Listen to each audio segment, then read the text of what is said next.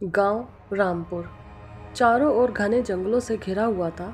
यह गांव सदियों पुराना था और यहाँ के बुजुर्गों की मान्यता थी कि गांव के बाहर स्थित पुराना कुआं शापित था। कोई भी उस कुएं के पास जाने की हिम्मत नहीं करता था। कहते थे कि बरसों पहले एक लड़की चंपा उस कुएं में गिरकर मर गई थी। चंपा बेहद सुंदर थी, लेकिन उसकी माँ एक तांत्रिक थी। एक रात गांव के कुछ लोगों ने उसकी माँ को काले जादू का प्रयोग करते देखा, जिसके बाद उन्हें गांव से निकाल दिया गया। लेकिन चंपा गांव में ही रह गई। एक दिन अचानक चंपा कुएं में गिरकर मर गई। तब से यह माना जाने लगा कि उसका भूत कुएं में बस गया है। गांव के बुजुर्गों का कहना था कि जब भी कोई उस कुएं के पास जाता, उसे अजीब सी आवाजें सुनाई देती। कई लोगों ने वहां सफेद साड़ी में एक लड़की को रोते हुए भी देखा है।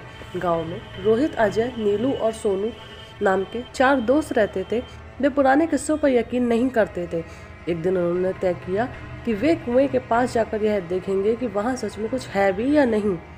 रात का समय चुना गया क्योंकि तब गांव वाले लोग सो जाते हैं और उन्हें रोका नहीं जाता। चांदनी रात थी, ठंडी हवा चल रही थी। चारों दोस्त टॉर्च लेकर कुएं की तरफ बढ़े। जैसे ही वे कुएं के करीब पहुंचे, उन्हें ठंडक महसूस होने लगी। हवा अचानक शांत हो गई। अजय ने मजाक में पत्थर उठाकर कुएं में फेंक दिया। अचानक कुएं से किसी के रोने की आवाज आई। सब सन्न रह गए। नीलू ने डरते हुए कुएं में झांकने की कोशिश की। तभी कुएं से सफेद साड़ी पहने एक छाया निकली।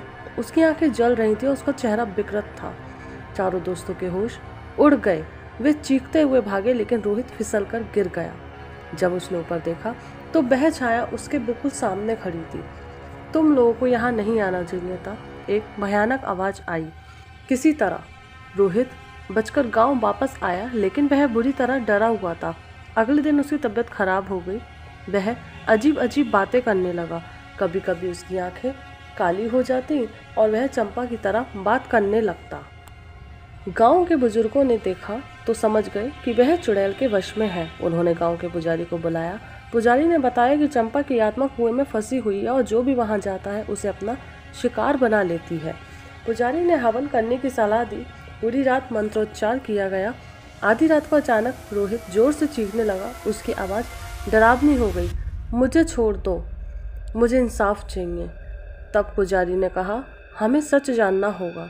गांव के बुजुर्गों ने बताया कि चंपा की मौत दुर्घटना नहीं थी, जबकि वहाँ कुछ लड़कों ने उसको कुएं में धक्का दे दिया था, क्योंकि वे उसकी माँ के तांत्रिक होने से नफरत करते थे। पुजारी ने चंपा की आत्मा से प्रार्थना की कि वह मुक्त हो जाए, लेकिन आत्मा गुस्से में थी। तभी गांव के सबसे बूढ़े आदमी ने कहा, अगर हम सच कबूल कर लें और चंपा के लिए प्रायश्चित करें तो शायद उसकी आत्मा शांत हो जाए। गांव के सभी लोगों ने कुएं के पास जाकर क्षमा याचना की। उन्होंने चंपा की आत्मा के लिए प्रार्थना की। धीरे धीरे रोहित सामान्य होने लगा। कुएं से रोशनी निकलने लगी और फिर सब कुछ शांत हो गया।